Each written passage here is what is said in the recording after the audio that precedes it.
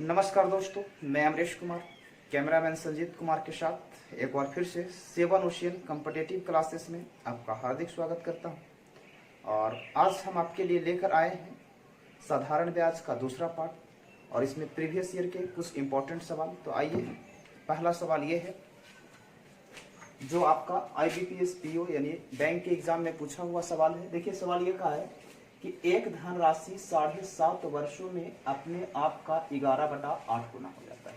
यानी कि कोई धनराशि अगर हम P मान ले तो यह धनराशि 7.5 वर्षों में कितना हो जाता है, तो 11/8 गुना।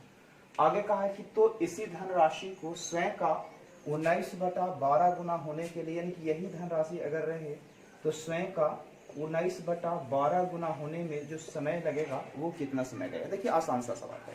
अब जरा इस सवाल को अगर आप बनाएंगे तो बनेगा कैसे।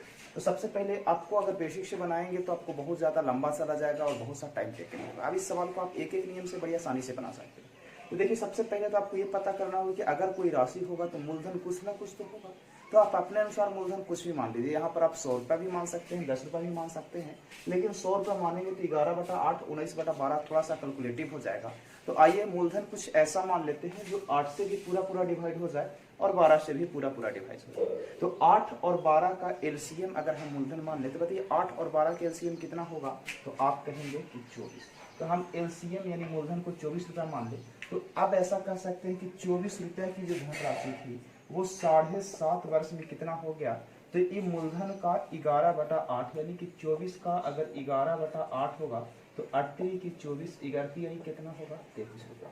अब कहा कि वही मूलधन यानी कि यही 24 रुपया जो है वो कितने वर्षों में मूलधन का 19/12 हो जाएगा, यानी कि 24 का 19/12 होगा, यानी 12 दूना 24 19 दूना 38 यानी 38 रुपया हो जाएगा। तो आप ये सोचिए कि 24 रुपया 33 रुपया हो गया है। तो अगर हम आपसे ये पूछे कि ब्याज कितना रुपया आपको मिला होगा, तो आप कहेंगे कि 9 रुपया ब्याज मिला। ये तो आप कहेंगे। अगर ये 24 रुपया 38 रुपया हुआ है तो यहाँ से ब्याज आपको कितना मिला है, 14 रुपया। तो आपका सिंपल सा सवाल ये है कि अगर एक धनराशि पर 7.5 वर्ष में 9 रुपया ब्याज मिलता है या 9 रुपया ब्याज 7.5 वर्षों में मिलता है, तो जो 14 रुपया ब्याज है वो कितने वर्षों में मिलेगा। तो आप ऐसे ही एक एक नियम से आराम से बना लीजिए कि 9 रुपया ब्याज मिलता है 7.5 वर्षों में। तो अगर आपसे कहा जाए कि 1 रुपया ब्याज कितना वर्षों में मिलेगा, तो आप कहेंगे 7.5/9 वर्षों में। तो आपसे सवाल ये कहा जाए कि 14 रुपया ब्याज कितने वर्षों में मिलेगा, तो 14 से गुना कर देंगे। अब इसको अगर आप काटेंगे तो देखिए यहाँ 10 आ जाएगा। अब ये 2 5 दूना 10 और ये 7 दूना 14, ये 5 से काटेंगे तो ये 15 और ये और कटेगा 5 से 3 से काटेंगे तो 3 तिया 9 और 3 5 15, यानी 5 सके 35/3 वर्ष। और 35/3 वर्ष अब आपका उत्तर है, लेकिन यहाँ पर जो आप देख रहे हैं वो पूरे पूरे वर्ष में है। तो 35/3 वर्ष को आप ऐसे लिख सकते हैं, 3 से अगर काटेंगे तो 11 यानी 33 यानी 11.2/3 वर्ष। और 11.2/3 वर्ष के मतलब ये 2/3 वर्ष को अगर आप माह में बदलेंगे तो यहाँ 12 से गुना कीजिएगा तो 3 चौं का 12 और 4 दूना 8, यानी कि आपका उत्तर आएगा 11 वर्ष 8 माह। और 11 वर्ष 8 माह के मतलब आपका सही उत्तर है ऑप्शन नंबर डी। चलिए दोस्तों, तो अगला सवाल और देखा जाए तो एग्जामिनेशन पॉइंट ऑफ व्यू से बहुत ही इंपॉर्टेंट सवाल है। बहुत ज़्यादा एग्जाम इसमें यानी कि लगभग हर एग्जाम में इस तरह के प्रश्न पूछे ही जाते हैं। तो और बहुत सा आसान सा सवाल है। तो देखिए इस सवाल को। तो सवाल ये कहा है कि यदि साधारण ब्याज की दर पर वर्तमान वर्ष में मूलधन और मिश्रधन का अनुपात 9:17 है, यानी कि मूलधन और मिश्रधन का जो अनुपात है वो 9:17 है। आगे कहा है कि और अगले 27.5 वर्षों में यह अनुपात 15:43 होता है, यानी कि आगे 27.5 वर्ष बाद अगर हम इसकी बात करें तो कहा कि यह जो अनुपात है वो 15:43 हो जाता है। तो आपसे सवाल ये कहा है कि साधारण ब्याज की दर ज्ञात कीजिए। तो एक चीज आपको पता है कि दर कब निकलेगा, तो जब आपको ब्याज मिल जाए, समय तो आपको दिया हुआ ही है, और आपको मूलधन मिल जाए तो आप आसानी से दर निकाल सकते हैं। अभी आप पढ़े थे पिछले ही सवाल में कि ब्याज जो भी कुछ रहे, लेकिन साधारण ब्याज में मूलधन जो है हमेशा बराबर होता है, जब तक ये नहीं कहा जाए कि मूलधन को बढ़ा दिया जाए। तो ये मूलधन है, ये भी मूलधन है, तो दोनों जगह जो मूलधन होना चाहिए था वो बराबर होना चाहिए था। तो अगर आप इसको बराबर करेंगे तो देखिए यहाँ पर ये है, यानी कि 15, तो इसमें हम 5 से गुना कर दे, इसमें 3 से गुना कर दे, तो ये आपस में बराबर हो जाएगा।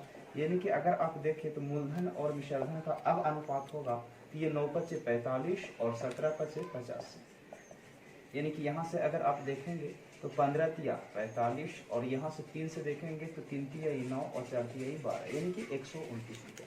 अब अगर आप ये देखेंगे कि पहले भी मूलधन 45 था, अभी भी मूलधन 45 था, लेकिन यहाँ ब्याज 85 रुपया है, यहाँ ब्याज 129 रुपया है।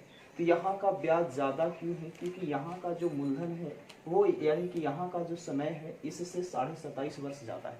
तो अगर आप ये पता कर ले कि 27.5 वर्ष में कितना ज़्यादा ब्याज मिल रहा है, तो यहाँ से देखेंगे तो 9 में से 5 गया 4 और ये 12 में से 8 गया 4, यानी कि 44 रुपया ज़्यादा ब्याज मिल रहा है। कितने वर्षों में?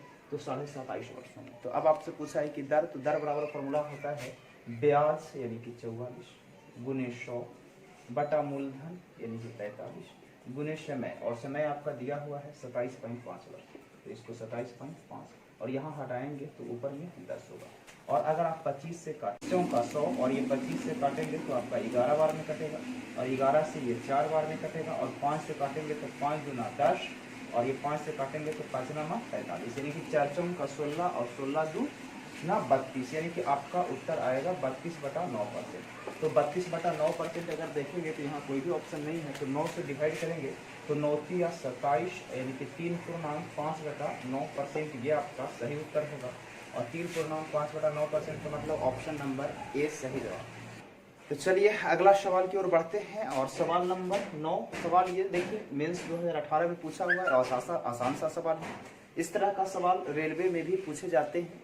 तो देखिए सवाल ये कहा है कि एक राशि साधारण ब्याज पर एक वर्ष में 6076 रुपया हो जाता है, यानी कि कोई राशि है वो एक वर्ष में 6076 रुपया हो जाता है, और कहा कि 4 वर्ष में 7504 रुपया हो जाता है, यानी कि वही राशि जो है वो 4 वर्ष में कितना हो जाता है? तो 7504 रुपया हो जाता है।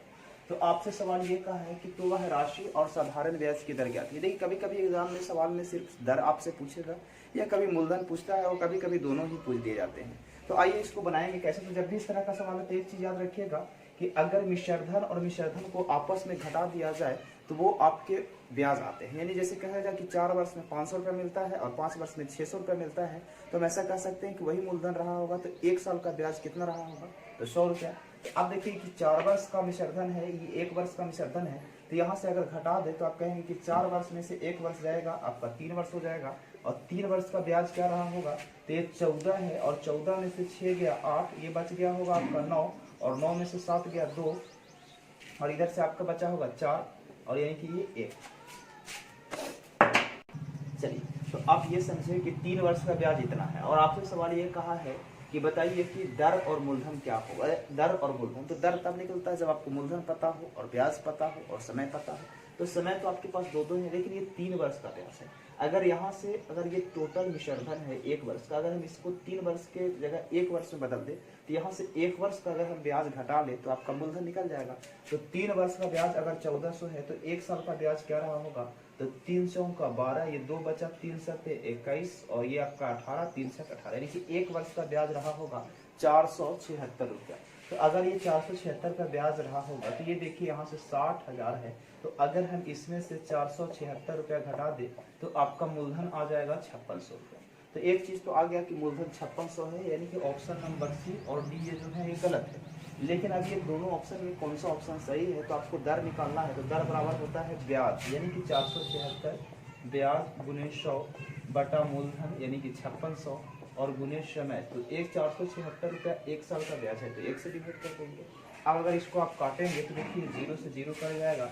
अगर इसको आप 4 से काटेंगे तो 4 से आपका 14 चौका 56, ये 4 से कटेगा 1 और 4 1 4, ये 3 4 9 36 119। अगर 7 से काटे तो 7 दूना 14 और 17 सते 119, और 2 से काटेंगे तो 8.5 वर्ष में, यानी आपका उत्तर क्या होगा? तो आपका दर हो गया 8.5% और मूलधन हो गया 5600, यानी कि 5600 और 8.5%, यानी ऑप्शन नंबर ए जो है सही जवाब है। चलिए तो आगे बढ़ते हैं। अगला एक और इम्पोर्टेंट सा सवाल, और ये भी सवाल आपका मेंस 2018 का पूछा हुआ है और बहुत ही बढ़िया सवाल है। तो आइए देखते हैं। सवाल ये कहा है कि 8400 रुपए की राशि 8.75% वार्षिक ब्याज की दर से निश्चित समय में 11,046 रुपया हो जाती है। यानी कि 8400 रुपया कोई राशि था, यानी मूलधन था, ये आपका हो कितना गया है, तो 11,046 रुपया हो गया, यानी कि निषेधन ये दिया हुआ है। और यहाँ से यहाँ आने में इसको कितना साल लगा, तो 7.5 वर्ष लगा। सॉरी, यहाँ दर दिया हुआ है 8.75% की दर से, और ये टाइम आपको नहीं पता है। आगे सवाल कहा है कि तो उसी समय के लिए तथा उसी ब्याज दर पर 9600 रुपया की राशि जो है वो कितने रुपया हो जाएगा, यानी आपसे ये सवाल पूछा है। तो देखिए, इसको बनाने के दो तरीके। एक तो तरीका ये है कि यहाँ से आप समय पहले निकालिए, और समय निकालने के बाद ये दर आपको पता है, उसके बाद आपको ब्याज निकालना होगा, यानी कि वो प्रोसेस जो है थोड़ा सा लंबा जाएगा।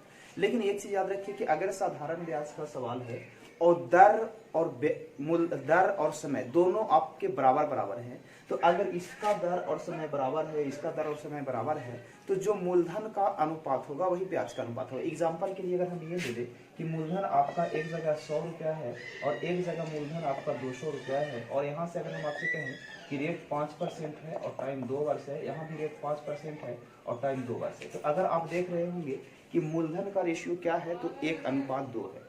इसी तरह से अगर हम आपसे कहें कि ब्याज का रेशियो बताइए, तो यहाँ से ब्याज देखेंगे तो 5 गुना 10 होगा, 5 गुना 10 गुना 20 होगा, यानी कि यहाँ से भी ब्याज का रेशियो क्या आएगा, तो 1:2। यानी कि जब हम ऐसा कह सकते हैं कि जब दर और समय दोनों बराबर बराबर हो, तो जो अनुपात मूलधन का होता है वही अनुपात जो होगा आपका ब्याज का होगा। तो अब यहाँ से आप कोशिश कीजिए पहले ही कि मूलधन का अनुपात निकालिए। तो मूलधन का अनुपात देखेंगे तो 00 से 00 कट जाएगा, और यहाँ से काटेंगे तो 14 से 12 से काटेंगे तो 12 से 84 और 12 8 96, यानी कि मूलधन का अनुपात आया आपका क्या, तो P1 इसको कर दे और इसको P2 कर दे, तो 7:8। अगर 7:8 मूलधन का अनुपात रहा होगा, तो ब्याज का भी अनुपात क्या होगा, तो 7:8 ही होगा। तो पहले यहाँ से अगर ब्याज देखा जाए तो क्या मिला होगा, तो ये 46, यानी कि यहाँ से इसको घटा दे तो यहाँ 46 हो जाएगा, और इधर से 110 में से 84 घटाएंगे तो 10 में से 4 जाएगा 6, और ये बच जाएगा आपका 10 में से 2, यानी कि 2646 रुपया आपका ब्याज होगा। तो जो 2646 है वो किसके बराबर है, 7 के बराबर, और आपको चाहिए दूसरा ब्याज क्या है, तो 8 से गुना कर देंगे, और अगर इसको आप 7 से काटेंगे तो 7 या 21, ये 5 हो जाएगा, और ये 54, तो 7 7 49, और ये बच जाएगा आपका कितना, फिर से 5, और ये 7 8 56, यानी 378। इसको आप गुना करेंगे तो 8 8 64 के 4, और अब 8 8 64 के 4, और 8 7 56 और 6 62 के 2, और 8 3 के 24 और 6 30, यानी कि आपका जो ब्याज आएगा वो 3024 रुपया होगा। और 3024 रुपया का मतलब ऑप्शन नंबर ए जो है सही जवाब। चलिए तो बढ़ते हैं अगले सवाल की ओर, और ये भी अच्छा सवाल है, मेंस 2018 का इंपॉर्टेंट सवाल। तो देखिए सवाल ये कहा है कि 5000 रुपये की राशि को 2 भागों में इस प्रकार विभाजित किया गया कि 4.1/5 वर्षों में 6.2/3% प्रति वर्ष के ब्याज दर पर पहले भाग पर साधारण ब्याज, दूसरे भाग पर 4% प्रति वर्ष के ब्याज दर पर 2.3/4 वर्ष के लिए साधारण ब्याज का दुगना है। यानी कि 2 भाग में 5000 रुपया को बांटा गया है, तो जो पहले भाग का ब्याज है वो दूसरे भाग के ब्याज का क्या है, दुगना है।